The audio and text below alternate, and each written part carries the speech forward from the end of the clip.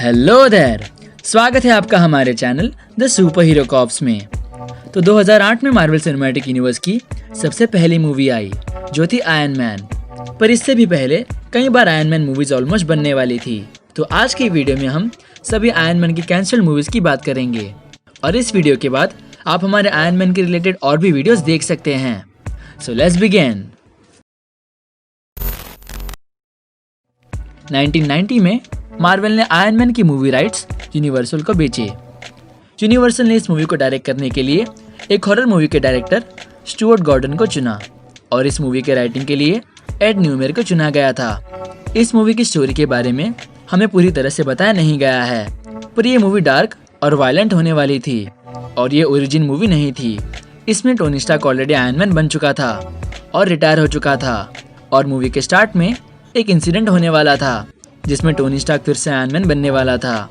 इस मूवी का villain announce नहीं किया गया था, पर कुछ समय बाद इस मूवी को यूनिवर्सल ने कैंसिल कर दिया और 1996 में movie rights 20th century fox को बेच दिए गए। तो देखने जाएं तो एक समय पर फॉक्स के पास एक्स-मैन, फैंटास्टिक फोर, डेयरडेविल और आयरन मैन के मूवी राइट्स थे। फॉक्स ने नई आयरन मैन मूवी बनाने का डिसीजन लिया और इस मूवी के राइटर्स थे जेफ विंटर और खुद स्टैन ली और उन्होंने मिलकर मूवी की स्क्रिप्ट रेडी कर दी थी। और इस मूवी में टोनी स्टार्क एक रेस्क्यू आर्मर बनाता है।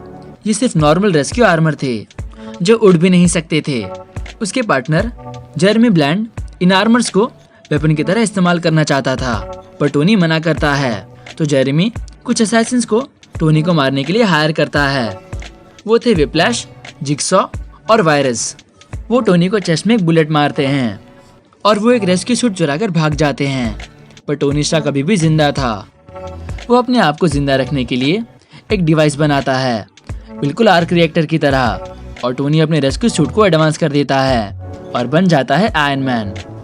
और वो इन विलन्स को ट्रैक करके एम के पास पहुंच जाता है जिनका लीडर था मोडॉक। और ये भी पता चलता है कि इस मूवी का मेन विलन था मोडॉक। आयरन मैन सभी विलन्स को हराकर एम को तबाह कर देता है। तो ये मूवी की बेसिक स्टोरी होने वाली थी, पर फॉक्स को ये स्टोरी पसंद नहीं आई। तो 1999 में उन्होंने जेफरी केन नाम के राइटर को हायर किया और इस स्क्रिप्ट को रीराइट करने कहा। और ये भी रूमर्स थे कि इस मूवी को क्वेंटिन टैरेंटिनो डायरेक्ट करने वाला था और इस मूवी में टोनी स्टार्क का रोल प्ले करने के लिए निकोलस केज या टॉम क्रूज को कंसिडर किया गया था। पर यह प्रोसीजर इतनी बड़ी थी कि फॉक्स के पास से मूवी के राइट्स एक्सपायर हो गए और फिर से मार्वल के पास आ गए और मार्वल ने movie rights new line cinemas को बेचे। इस मूवी के राइटर्स थे टेरी रोजियर और टेड एलियट। उनकी स्टोरी में Tony Stark already Iron Man था और वो अपना ज़्यादातर समय अपनी टेक्नोलॉजी के साथ बिताता था और उनकी स्टोरी का मेन विलन कभी पब्लिक नहीं किया गया। तो ये स्टोरी बिल्कुल आयरन मैन 3 की स्टोरी से मिलती जुलती है, पर यह स्टोरी न्यू लाइन सिनेमा ने रिजेक्ट की और नए राइटर्स को हायर किया जो था टिम मैककेंडलेस। और इसकी स्क्रिप्ट पूरी एक्शन से भरी हुई थी जिसमें निक फ्यूरी भी था, पर इस मूवी के राइटर को फिर से बदल दिया गया और नया राइटर था डेविड हेटर जो वॉचमैन मूवी के राइटर में से एक था। डेविड हेटर की मूवी सबसे इंटरेस्टिंग थी क्योंकि इस मूवी का मेन विलन टोनी का डैड हावर्ड स्टार्क होने वाला था और इस मूवी की स्टोरी में टोनी कई सारे टेक्नोलॉजी क्रिएट करता है, पर उसका डैड उन सब को वेपन्स की तरह बेचता है और टोनी को ये बात पता चलती है और उसके बाद में पता चलता है कि उसकी मशीन्स बाहर वॉर में इस्तेमाल की जा रही थी। तो वो इस चीज़ पर इन्वेस्टिगेट करता है। टोनी पर उसकी टेक्नोलॉजी से हमला किया जाता है और वो घायल हो जाता है और उससे ज़िंदा रहने के लिए एक आर्मर की ज़रूरत पड़ती है।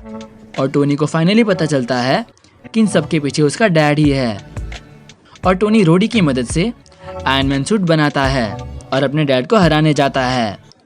और हावर्ड स्टार्क भी उसके लिए तैयार था और उसके पास कई सारे टैंक्स, आर्मर्स, हेलीकॉप्टर्स और ड्रोन्स की आर्मी थी और आयरन मैन अकेले ही इस पूरी आर्मी से लड़ता है और उन्हें हरा देता है।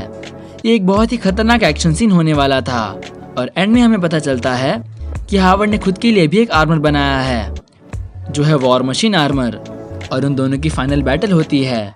उनकी फाइट में टोनी जीत जाता है पर उसके डैड टोनी को मारना चाहता था, तो वो एक फाइनल अटैक करता है और अपने आर्मर से एक मिसाइल लॉन्च करता है पर उसके आर्मर में खराबी होती है और वो मिसाइल उस पर ही फट जाती है और वो मर जाता है। टोनी स्टार्क को पता चलता है कि उसका डैड कई सालों से उसकी टेक्नोलॉजी हर जगह बेच रहा था, तो उसे अभी सभी चीज़ें ठीक करनी होगी। और इस तरह से ये मूवी एंड होने वाली थी। और रूमर्स ऐसे भी हैं कि इस मूवी को जॉस व्हीडन डायरेक्ट करने वाला था, जिन्होंने बाद में दी एवेंजर्स डायरेक्ट की। पर जॉस व्हीडन एक दूसरी मूवी डायरेक्ट करने में बिजी था और इस मूवी के प्रोडक्शन में बहुत ही टाइम चला गया। और 2005 में न्यू लाइन के पास से भी आयरन मैन की मूवी राइट्स एक्सपायर हो गए। और 2008 में मार्वल ने खुद की अपनी आयरन मैन मूवी बनाई, जो फाइनली सक्सेसफुल रही। एक और आयरन मैन मूवी जो कैंसिल हुई थी वो थी आयरन मैन 4।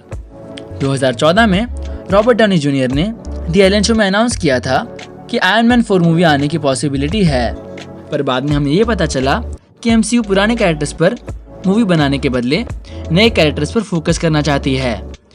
और आयरन मैन 3 पूरी आयरन मैन ट्रिलॉजी का परफेक्ट एंड था और एवेंजर्स एंड गेम में वैसे भी टोनी स्टार्क के कैरेक्टर का एंड होने वाला था।